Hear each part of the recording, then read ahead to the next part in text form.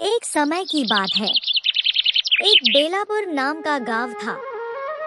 बहुत ही सुंदर और शांत गांव था। ये गांव में एक लड़का रहता था। उसका नाम अर्जुन था। अर्जुन अकेला रहता। उसके माता पिता अब इस दुनिया में नहीं थे। लेकिन अर्जुन कभी हार नहीं मानता। वो बहुत मेहनती था। सुबह सुबह उठकर वह गांव के एक छोटे से ढाबे में काम करने जाता। वहाँ वो बर्तन धोता। उससे कुछ पैसे मिल जाते थे। ढाबे से काम खत्म करने के बाद अर्जुन सीधा सामान उठाने का काम करता। वो दिन भर मेहनत करता ताकि कुछ पैसे कमा सके और अपनी जिंदगी चला सके। एक दिन अर्जुन ढाबे पर आता है। वो ढाबे के मालिक सुरेश ठाकुर के पास जाता है। अर्जुन बोला, मालिक, मेरी तनख्वाह बढ़ा दीजिए। इतनी तनख्वाह में मेरा गुजारा नहीं हो रहा है। अब क्या तेरी तनख्वाह 500 रुपये कर दूं भिखारी? मालिक, मगर मैं आपको सिर्फ 50 रुपए बढ़ाने के लिए बोल रहा था। जबान लड़ाता है। गरीब में तुझे उतनी भी तनख्वाह नहीं दूंगा। निकल मेरे ढाबे से। मालिक, मगर मैंने कब ज़बान लड़ाया? ज्यादा सवाल मत पूछ। गरीब, निकल मेरे ढाबे से। बेचारा अर्जुन इतनी बातें सुनने के बाद वहाँ से बिना कुछ बोले चले जाता है। अर्जुन काम की तलाश में दुकानों पर जाता है। साहब, क्या मुझे आपकी दुकान में कुछ काम मिल सकता है क्या? नहीं भाई, मेरे पास तो कुछ काम नहीं है तुम्हारे लिए। दुकानदार का यह जवाब सुनकर वो वहाँ से चले जाता है। अर्जुन को कुछ काम नहीं मिलता। वो दुखी हो जाता। उससे कुछ समझ नहीं आता है। उसके पास पैसे भी नहीं थे। अर्जुन थक कर अपने घर आ जाता है। मुझे तो कोई काम देने के लिए तैयार नहीं है। पैसे भी नहीं है मेरा पास। भूख भी लगी है। एक काम करता हूँ, जंगल में जाकर फल खा लूंगा।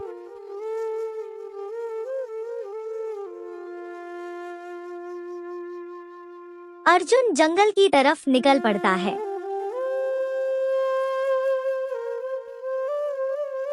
अर्जुन को कोई फल नहीं मिलता। वह थक कर बैठ जाता है। इस जंगल में मुझे तो कुछ खाने लायक फल नहीं मिला और काम भी नहीं मिला। मेरी किस्मत ऐसी क्यों है? अर्जुन की नजर सामने जाती है। उससे एक बंदर दिखता है। मुझे भूख लगी है, मेरे लिए फल का इंतजाम करो। नहीं नहीं, और ज्यादा फल चाहिए। अरे भाई, यह क्या है बंदर?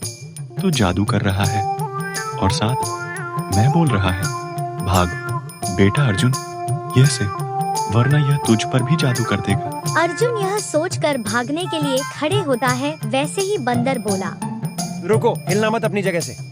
मैंने कुछ नहीं देखा, मैं कुछ नहीं देखा। मैं जा रहा हूँ यहाँ से। मुझे कुछ मत करना। मैं किसी को कुछ नहीं बोलूंगा। अरे नहीं नहीं, डरो मत। मैं तुम्हारे साथ कुछ नहीं करूंगा। मैं जादुई बंदर हूँ। लेकिन तुम इस वीरान घने जंगल में अकेले क्या कर रहे हो? मेरे पास घर में खाने के लिए कुछ भी नहीं बचा है, ना ही मेरे पास पैसे हैं, और गांव में भी मुझे कुछ काम नहीं मिल रहा था। इसीलिए मैंने सोचा कि जंगल जाकर कुछ फल फूल खाकर आज का गुजारा कर लूंगा। अच्छा, बस इतनी सी बात। ये लो मेरे प्रिय दोस्त, ये सारे फल तुम अपने घर ले जा सकते हो, और तुम्हें जो भी चीज की जरूरत हो वह तुम मुझे बताओ। मैं तुम्हारी सारी इच्छा पूरी कर सकता हूँ। धन्यवाद मेरे दोस्त। मैं अकेला हूँ, मेरा कोई दोस्त नहीं है और ना ही कोई मेरा परिवार में से है। मैं अपने घर में अकेला ही रहता हूँ। क्या तुम मेरे दोस्त बनोगे? दोस्त, मुझे तुम्हारे बारे में सब पता है। दरअसल मैं भी तुम्हारे ही तरह बिल्कुल अकेला हूँ। मुझे भी एक मित्र की आवश्यकता है। अगर तुम मेरे मित्र बनोगे तो मुझे बहुत खुशी होगी। क्यों नहीं दोस्त, तो आज से हम दोनों दोस्त हैं। अर्जुन और बंदर दोनों दोस्त बन जाते हैं।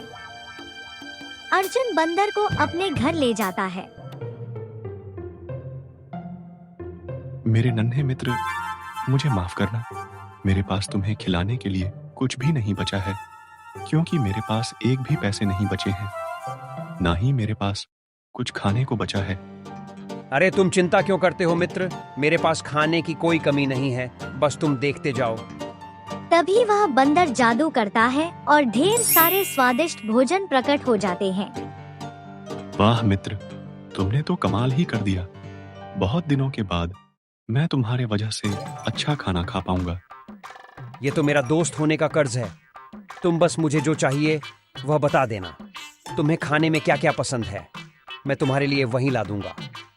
लेकिन तुमने इतना सारा खाना ला दिया है कि मैं इसे 3 दिन तक भी खाऊं तो यह खत्म नहीं होगा।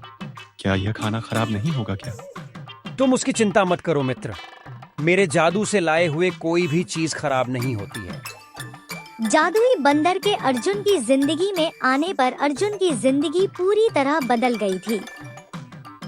धीरे धीरे अर्जुन जादुई बंदर के मदद से बहुत अमीर हो जाता है। अर्जुन एक नया बंगला खरीद लेता है। अब उसके पास अच्छा खाना, यहाँ तक कि बड़ी बड़ी गाड़ियाँ भी अर्जुन के घर के आंगन में खड़ी रहने लगी थी। इसी बीच अर्जुन अपना एक व्यापार भी शुरू कर लेता है और दुकान में जब भी कोई भी चीज की कमी होती तो बंदर अपने जादू से उसे पूरा कर देता। अर्जुन की तरक्की देखकर सारे गांव वाले हैरान हो जाते हैं।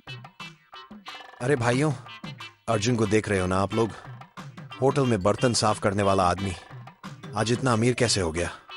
कुछ दिनों पहले ही तो उसने मेरे दुकान से 1 किलो आटा उधार लिया था। अरे हाँ भाई, अर्जुन ने तो कुछ ही दिनों में बहुत तरक्की कर लिया। कुछ दिन पहले ही तो वो मेरे पास 10 रुपए उधार मांगने आया था। जो भी बातें गांव वाले के बीच हो रही थी वो सारी बातें सुरेश ठाकुर चुपचाप सुनता है और मन ही मन सोचता है, इस अर्जुन के बच्चे के पास इतना पैसा कहाँ से आया? कुछ दिनों पहले ही तो मैंने उसे काम से निकाला था।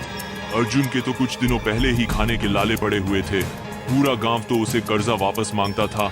आज वह इतना बड़ा सेठ कैसे बन गया? जरूर दाल में कुछ काला है, पता करना पड़ेगा। सुरेश, पता करना पड़ेगा। इस अर्जुन के बच्चे को तो मैं छोड़ूंगा नहीं। दरअसल सुरेश ठाकुर अर्जुन की तरक्की से बहुत जल रहा था।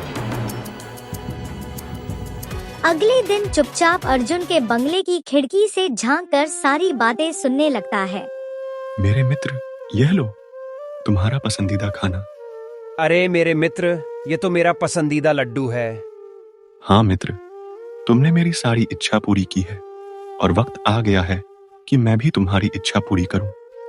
मैं तुम्हारी तरह जादू तो नहीं कर सकता, लेकिन ऐसे तो जरूर तुम्हारी इच्छा पूरी कर सकता हूं। तुमने मेरे लिए जितना किया है उतना ही काफी है मेरे दोस्त। बंदर को बोलता देख सुरेश ठाकुर हैरान हो जाता है और साथ ही साथ दोनों की पूरी बात साफ साफ सुन लेता है।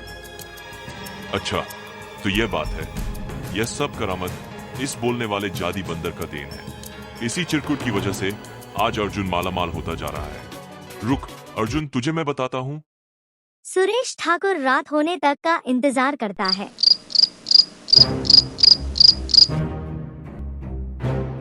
रात को बंदर और अर्जुन अपने बिस्तर पर सो रहे होते हैं। तभी सुरेश ठाकुर चुपके से उसके घर में घुस जाता है और बंदर को अपने साथ अपने घर ले जाता है।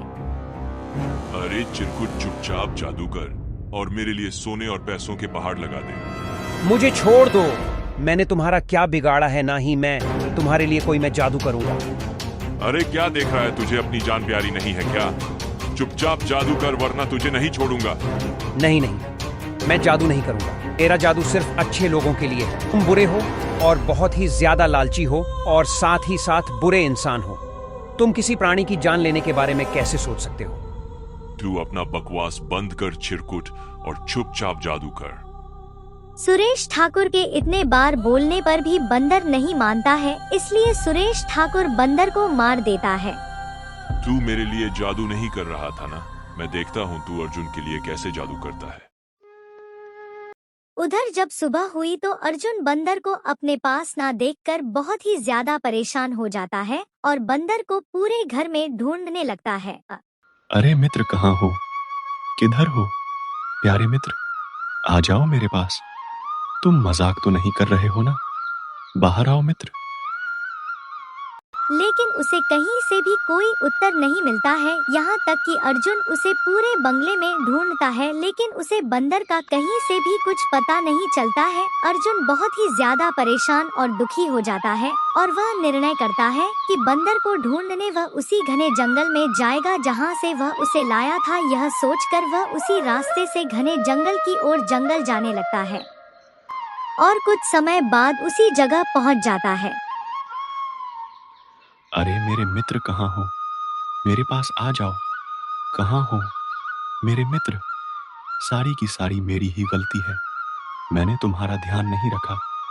तुम मुझे कहाँ छोड़कर चले गए? आ जाओ मेरे मित्र, मेरे पास आ जाओ।